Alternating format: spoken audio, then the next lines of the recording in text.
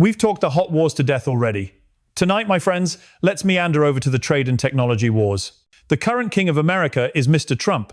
Right after taking the throne, he tore up all the promises made by his predecessor, Obama, and abandoned Ukraine. That's because he decided that China was the main rival that America had to knock down a peg to prevent the Chinese from snatching the crown of global dominance. He launched tariff wars against China.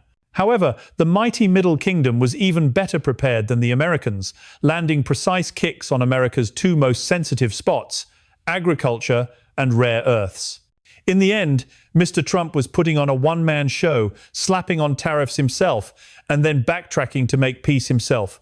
Hey, why are we fighting? We're all brothers here. While he was talking big, he blurted out a line that I don't recall perfectly, but the gist was that the entire world would have to come to Washington to beg for the chance to do business with America. But the gentlemen from China, they have long memories. They can wait 10 years for revenge. So since then, our Chinese brothers haven't bothered going to America anymore. If Mr. Trump wants to talk, he can make the trip over himself. And this coming April, he is indeed making the trip.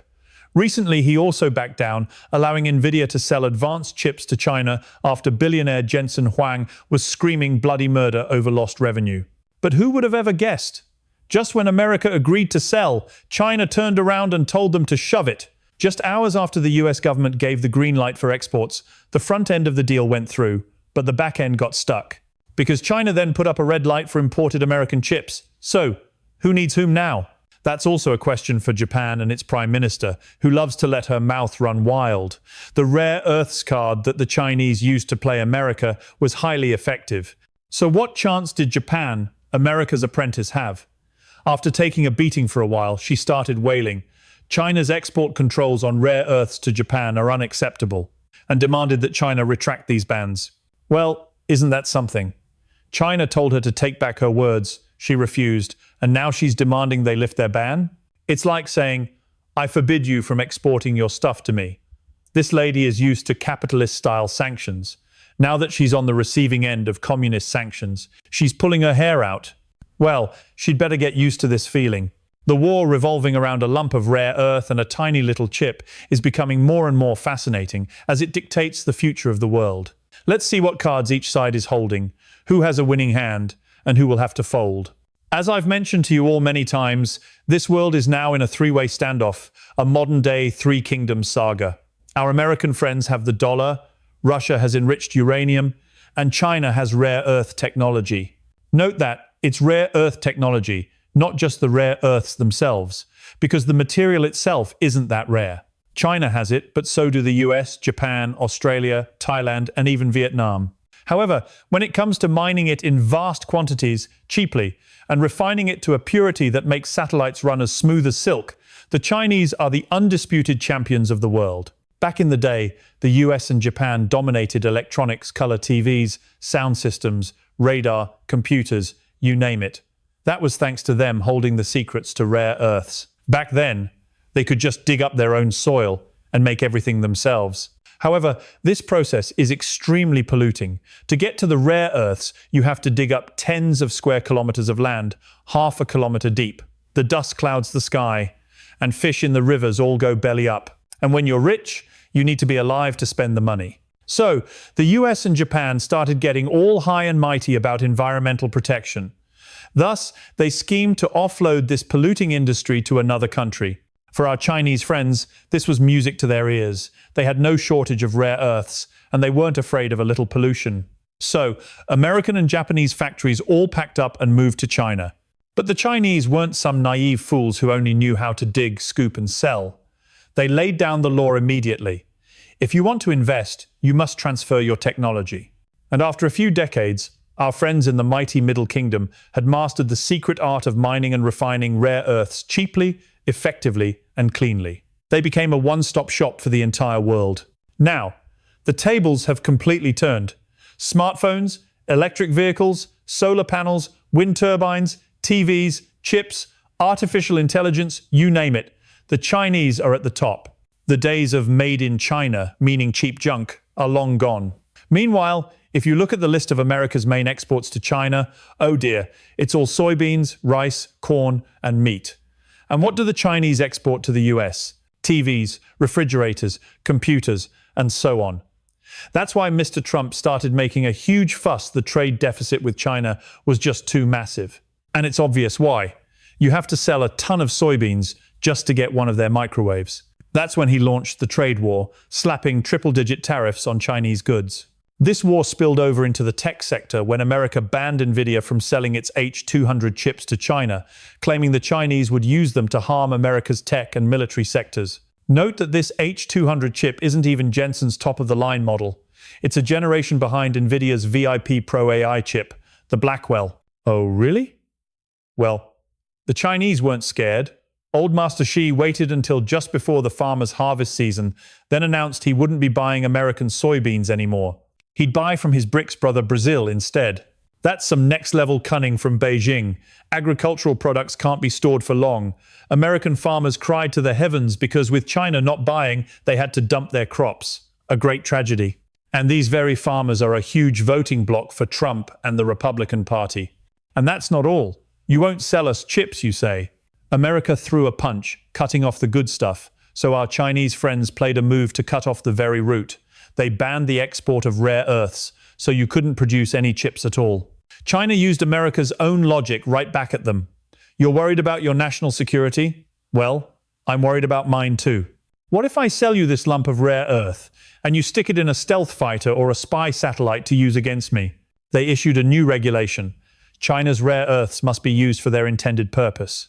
If you make a product, say a magnet, that contains even 0.1% of Chinese rare earth, and you sell it to a third party, you must get a license from Beijing. No license, no more sales. For example, if BMW buys Chinese rare earths to produce magnets for electric motors, but then uses a tiny bit of that material to make a small magnet and sells it to the US to put in an F-35, they must get permission.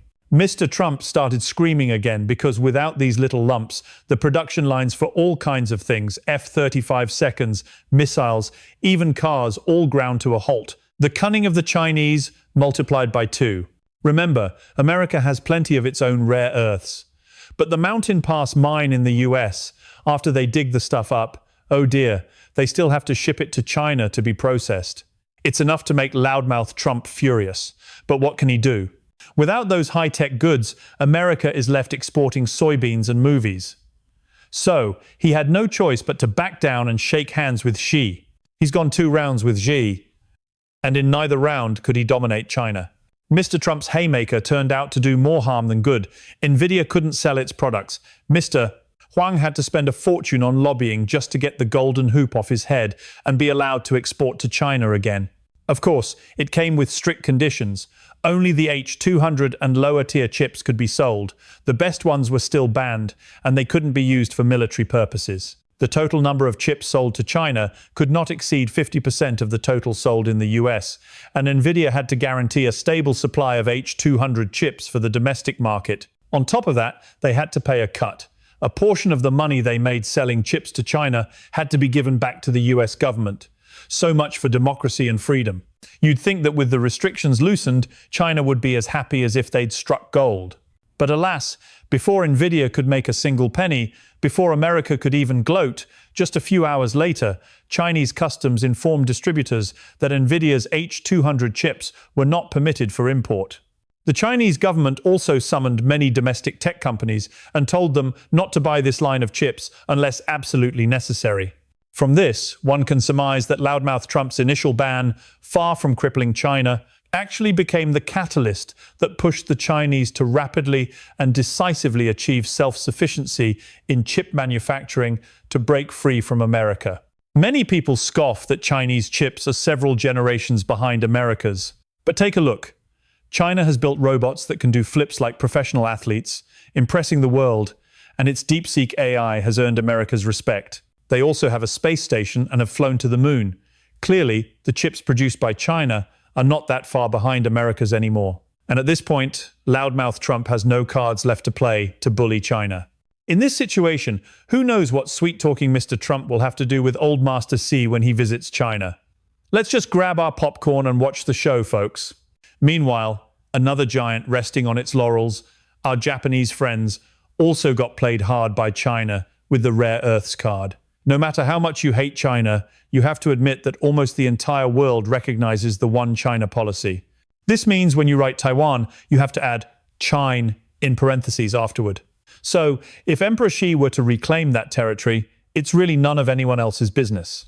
Yet, the newly appointed Japanese Prime Minister boldly declared that if China attacked Taiwan, Japan would intervene to ensure security. The Chinese, of course, went ballistic. Immediately, they demanded she apologize. She refused but said, "I won't say it like that again next time." But she had already touched the dragon's reverse scale. It insists on an apology before making peace. It's highly likely this woman was propped up by the US to be a pawn against China and to weaken her own nation. Otherwise, think about it, she doesn't come from a political dynasty. Her father worked for a car company, her mother was a police officer. In her youth, she was a smart and very cool kid with dyed hair who played the drums and even street raced. In short, a personality profile that would easily attract the attention of intelligence agencies. Then, a person as full of character, freedom-loving, and capable as her, after graduation, didn't go into business but instead joined the Matsushita Institute of Government and Management, a training ground for future politicians. This unusual move suggests there might have been a setup from somewhere. During that time, she went to the US as an intern for a female Democratic congresswoman and participated in a program in Washington. A quick word about this congresswoman. She was quite famous, the second youngest woman ever elected to Congress, and she ran for president in 1988 but failed. But the special thing is, she was monitored by the FBI for years. Even her husband's barber was a federal informant. Therefore, Takaichi, working as an intern for her, was quite a sensitive matter, not to mention the possibility that it was arranged. After her studies, she didn't jump into politics right away. She became a newscaster for Asahi TV and gained fame for her political analysis. This was a deep and professional preparation to build her public image. In 1992, she ran for the upper house for the first time but lost. However, the following year, she was elected to the lower house with a very high vote count for an independent candidate. She joined the New Frontier Party in 1994 and left in 1996 to join the Liberal Democratic Party. From here, her political career began to blossom. She became a confidant of Mr. Abe and was arranged to hold 6 different ministerial positions, gaining experience in a wide range of thorny and sensitive issues in Japan's social, economic, and political life. This was a profound, calculated preparation, a long game of grand ambition to groom a strategic pawn. See? That's how terrifying the powers that be are. After the Taiwan provocation, Japan passed a record $58 billion defense budget, which includes the cost of maintaining US military bases in Japan. It could be that America is pulling the strings, or it could be that Japan itself needs a war to purge its lost generation, those who are reluctant to have children to boost birth rates and to raise a more hawkish generation to refresh the nation's human resources. After all, for a country full of people over 50 like Japan, without a turning point, there's only one way to go: down. In this situation, China didn't mobilize its army. It just played the card that Emperor Xi knew would be fatal. His rare earths, he sells them when he's in the mood. This blow landed right on Japan's biggest moneymakers, companies producing electronics, cars, refrigerators, washing machines, game consoles, air conditioners, military radar, lenses, magnets, semiconductor chips, rechargeable batteries, and so on. As expected, when this move was made, the tough-talking Prime Minister went berserk, which is why she made that statement, "Me opposing you is righteous, but you opposing me is an unacceptable crime." She sent out a marine science research vessel to dredge up rare earth-containing mud from the Sea of Japan. This was advertised as the world's first deep-sea rare earth exploration project, a step in the plan to break free from China. Oh, please! Yes, that's your chance! Hurry up and pump that rare earth mud from 6 kilometers below the surface, then bring it back to shore for processing to escape the yoke of Chinese oppression. Or maybe you can use your super advanced recycling technology to recover rare earths from old motors. For the heavy rare earths crucial for modern technology, both defense and civilian, China has a monopoly on about 7/8 of the supply. Just try a little harder, you're almost there. This is what you call when bulls lock horns. I invite you, my friends, to fill in the blank. The times have changed and Japan has been played. Its security depends on America, and its trade is being squeezed by China. Even Trump couldn't solve the rare earths puzzle. So what chance do our Japanese friends have? Let's see if the Prime Minister can keep talking tough, or if she'll have to apologize and take back her words. If not, she might lose her throne. For both the US and Japan, it's now too late to restore their rare earth processing capabilities. It would take 10 years just to catch up to where China is today. But alas, in 10 years, our Chinese friends will be light years ahead. That is the price you pay for sleeping on your victory.